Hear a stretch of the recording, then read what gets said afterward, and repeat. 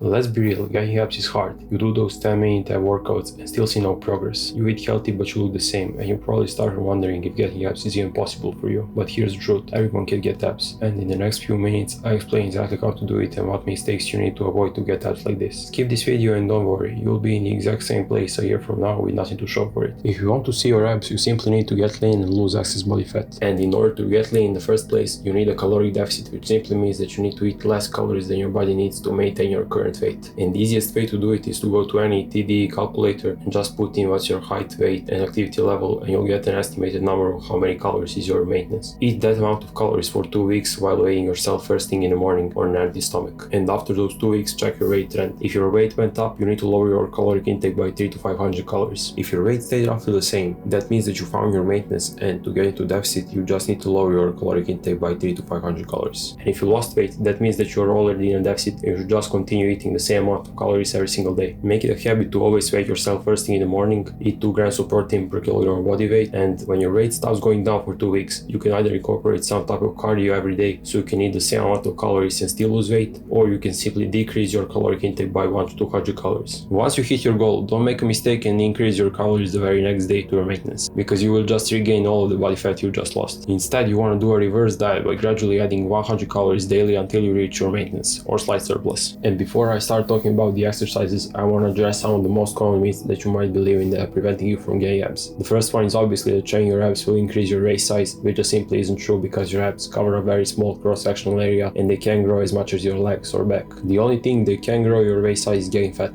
The second common myth that I often hear is that you can lose stomach fat if you train your abs. And this also isn't true because fat loss is a systematic process, which means that spot reduction doesn't exist. The only way to lose your stomach fat is to stay in a calorie deficit long enough. Another common myth is that you don't have to train your abs directly because squats and deadlifts also train your abs. Abs activation is really low when you do these movements because abs are contracted in a static fashion. And in order to make your abs more developed, you need to train them through a primary mechanical role, which is pelvic flexion. And with that in mind, there are only a couple of exercises that are worth doing, and those are hanging leg raises, crunches, ab wheel rollouts, and sit-ups. Hanging leg raises are arguably the best types of exercise if done correctly, but the problem is that most people do them in a way that trains mostly hip flexors. You should always focus on bringing your pelvis toward the ribcage and not just lifting your legs. Start the movement by curling your pelvis toward the ribcage, and your legs should follow the pelvic flexion. Lift your legs at approximately 90-degree angle and lower your legs slowly under control, and don't let them fall all the way down to a vertical position. Focus on keeping your upper back vertical to the ground throughout the whole set and don't use momentum. One key thing that most people overlook is proper breathing. You need to inhale slowly while you're lowering your legs and exhale while you're lifting them up. This breathing technique is something you should pay attention to whenever you train your abs, because peak abs contraction happens at the highest end of active spinal flexion, and the only way you can achieve this is if you release all the air out of your stomach. Another incredible exercise that most people don't do is ab wheel rollout, and it's simply one of the best exercises because you train your abs through spinal and T extension. If you've never done this exercise, you can start on your knees with your feet on the ground and do it like that until you become stronger. Once this becomes too easy and you can do lots of reps, you can start progressing to a standing ab wheel rollout. One pretty cool tip you can try at this point is to attach this belt and connect it to your cable station, and you can slowly practice good form while you're doing the standing variation. A couple of tips to keep in mind is to keep your knees close together, flex your glutes and rotate the pelvis inwards and push it forward toward the ribcage. Keep your elbows just slightly bent and lock them in that position. Breathe in and start rolling that wheel forward under control, and keep your pelvis flexed forward. Then go to full extension, and this is the point when you should also breathe out as well to reach the full contraction I already mentioned. Then roll it back and repeat for abs. Crunches are really simple, and you can do them with a rope or on a machine if you have it available in your gym. You should keep your hips locked in place and just perform that pelvic flexion. If you do this exercise on a machine, just know that your lower back should be in contact with the seat all the time. Whenever you flex your spine, you should breathe out. Sit-ups are also relatively easy, and my advice is to start doing them only with your body weight, and once body weight tries become too easy, you should increase difficulty by holding a plate or a dumbbell behind your head. Just keep the neck in neutral position and focus on spine flexion and breathing. One bonus tip: if you can't really feel or engage your abs on some exercises, before training them the next time, lay down on the ground and do a couple of reps of slow and controlled crunches. Place your fingertips on your abs and focus on contraction. Go from full abs extension to full peak contraction. As you're crunching, you should slowly exhale until there's no air left in your stomach. Do a few reps just to get that mind-muscle connection and then jump on your regular sets. You may be wondering why there's not a single exercise for obliques, and the simple reason is that their activation is the highest whenever you do hanging leg raises or ab wheel rollouts. So just pick one of these and you won't have to worry about them. But even if you know what exercises you should do, without this one thing you won't get that far. The key point when training your abs, or in fact any other muscle, is that you need to make a conscious effort to apply progressive overload. What do I mean by that? Simply adding more weight or reps over time. For hang leg raises, add ankle weights or just hold a dumbbell between your thighs once bodyweight reps become too easy. For sit-ups, you can hold a plate or dumbbell behind your head. For regular rollouts, you can progress from kneeling to standing variation and then increase range of motion gradually until you can do it without assistance. For example, let's say you choose to do sit-ups for 3 sets in 8 to 10 rep range. You should do all your sets with the same weight until you can do 10 reps in all your sets, and only then are you allowed to increase the weight next time. This applies to all your exercises. In between sets, I usually rest 1 or 2 minutes depending on how many reps I've done the previous set. The more reps you do, the shorter your rest period should be. Based on what I read, I would recommend you to train your reps frequently with low volume and high intensity. At least 3 times per week if your goal is to maximize their development. Because of their mechanical role, abs have pretty high recovery capacity. You don't need to do all of these exercises I mentioned. Even 2 can get the job done if you do them consistently and apply overload. You can train them in multiple rep ranges because they all work. How many sets you need to do for your reps depends on how frequently you train them. And the good rule of thumb is, if training frequency is higher, training volume per session should be lower. If you're someone who's never trained their abs before, start with 10 to 12 sets and work your way up. But if you already have some experience, you can do around 16 to 20 sets per week.